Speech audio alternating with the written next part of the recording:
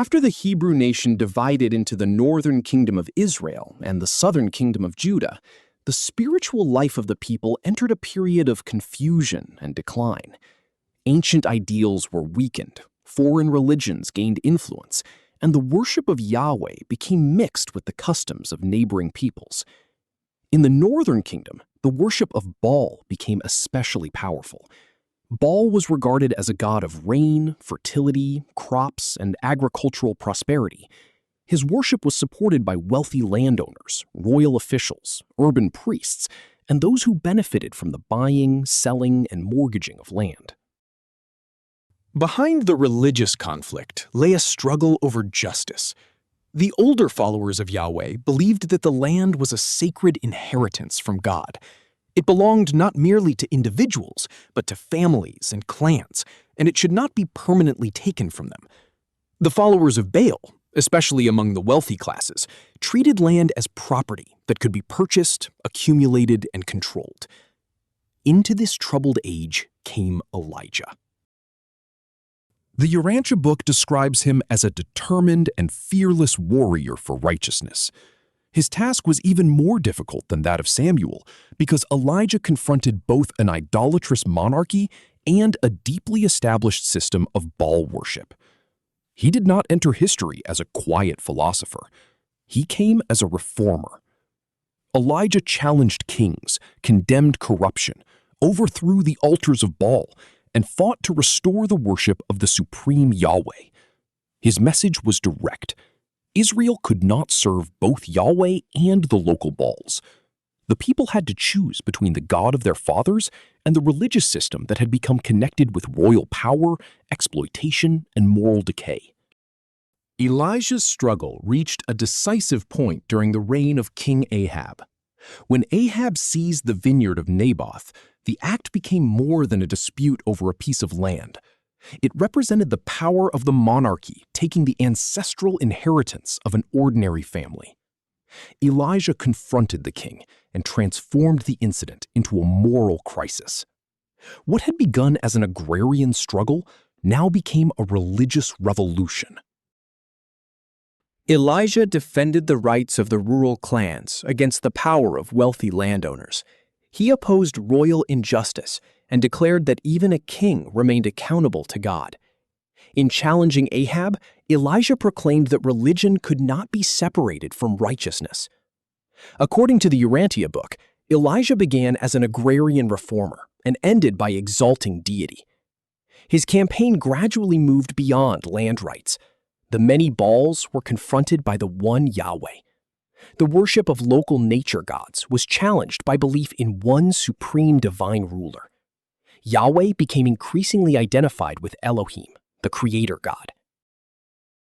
Through Elijah's courage, monotheism won a significant victory over polytheism. Yet Elijah's concept of God was still limited by the religious understanding of his age. He emphasized divine authority, judgment, righteousness, and justice. He restored the Hebrew idea of God approximately to the level it had reached in the days of Samuel, but he did not yet proclaim the fuller revelation of divine mercy and universal love that would later be taught by Hosea, Isaiah, and ultimately Jesus. Elijah had little opportunity to develop an advanced theology. His life was consumed by conflict.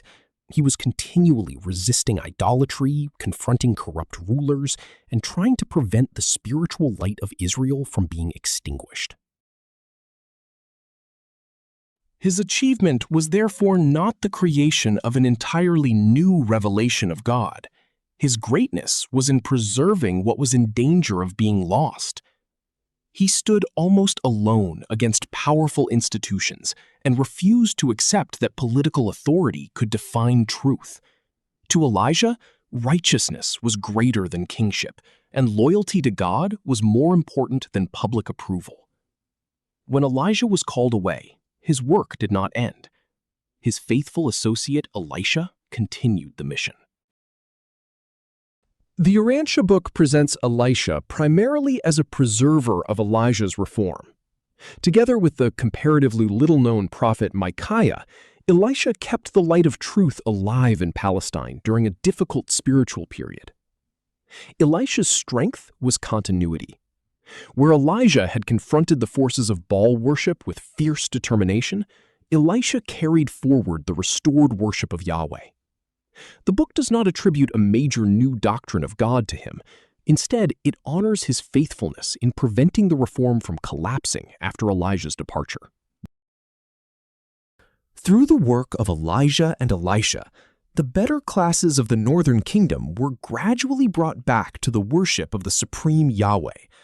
Their ministry did not yet lift the people to the highest Mosaic ideal, but it restored the Hebrew God concept to the level reached during Samuel's time.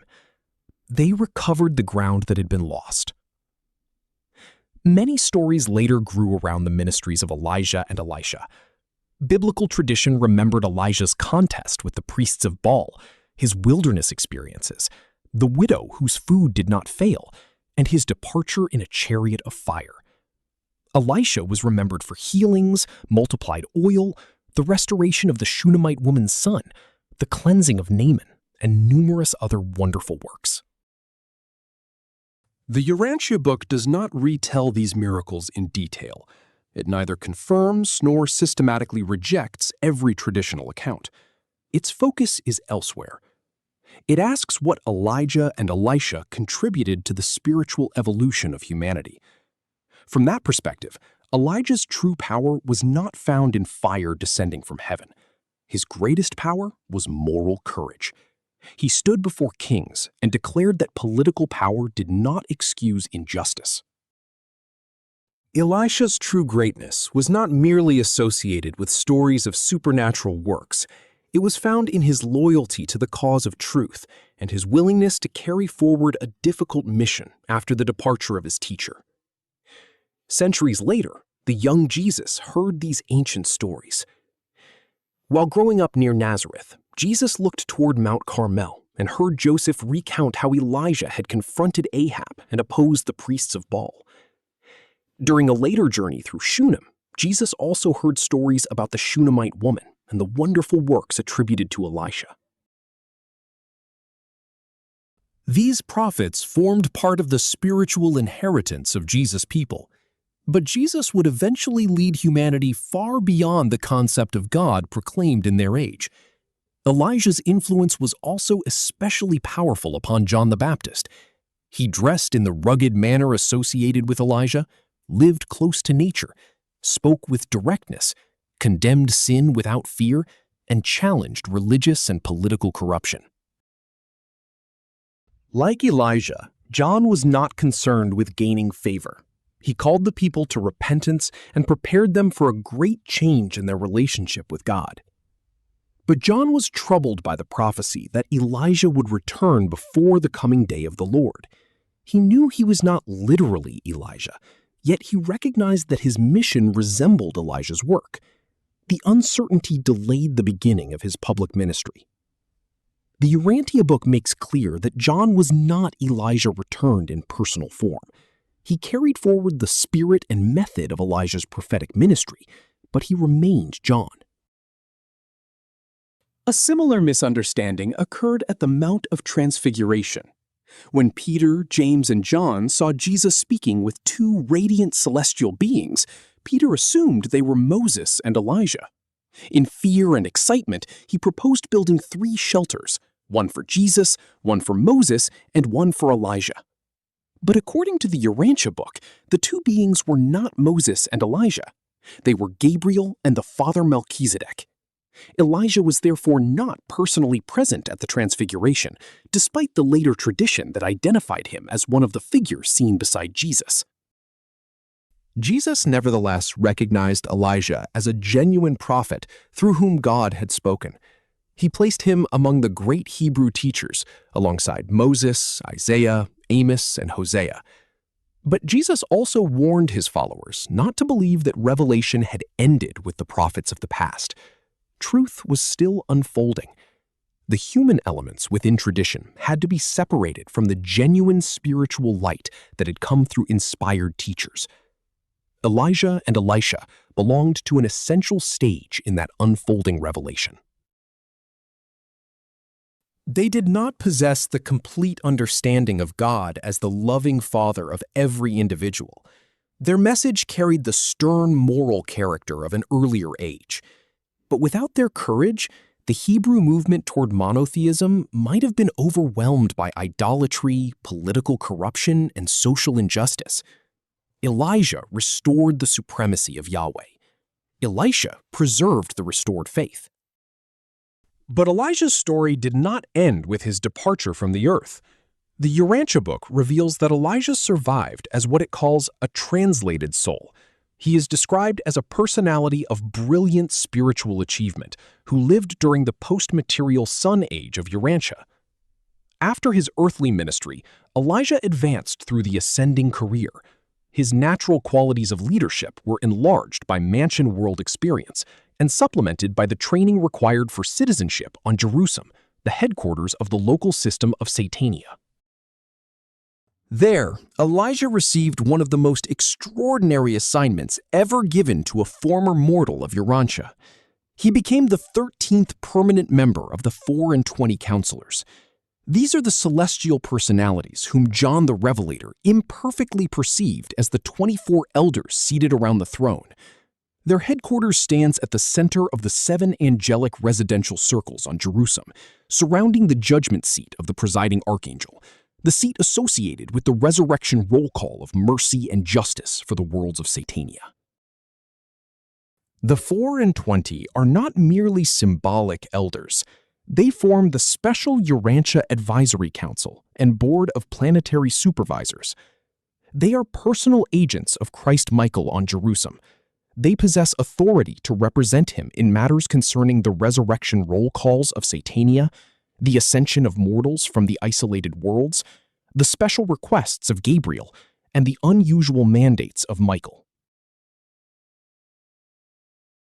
Elijah now serves beside some of the most significant personalities in Urantia's history: Onagar, Monsant, Onamonalantan, Orlandoff, Porshunta, Sing Langton, Fantad, Orvanon, Adam, Eve, Enoch, Moses, Macaventa Melchizedek, John the Baptist, and 123 the First.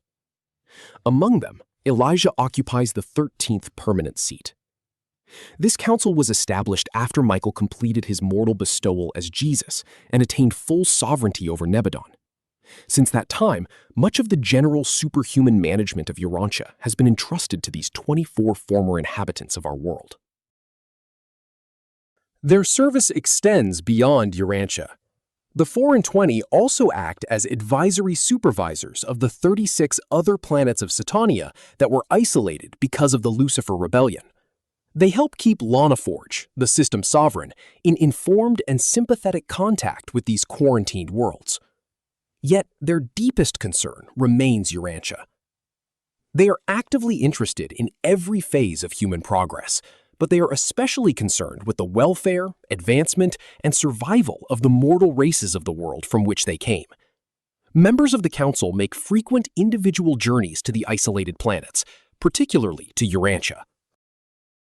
Every 100 years, the Council chooses one of its members to reside temporarily on Urantia as the resident Governor General. This representative coordinates the superhuman administration of the planet, presides as the recognized leader of its celestial ministers, and communicates the collective decisions of the 24. The Urantia Book does not reveal whether Elijah has personally served as one of these governors general.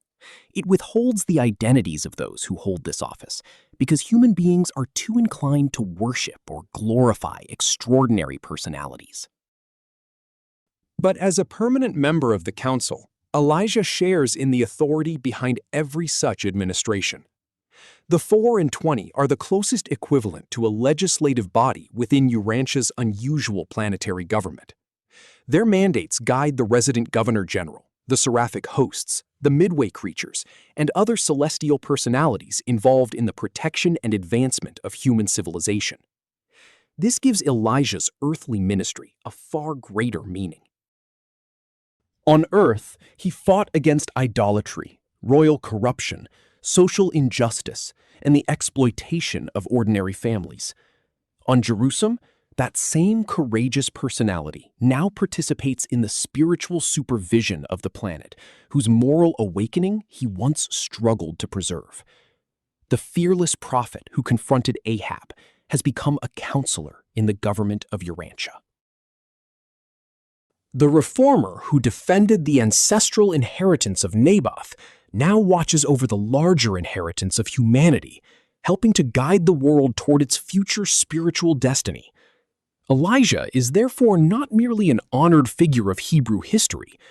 According to the Urantia Book, he remains an active participant in the continuing administration, protection, and advancement of Urantia.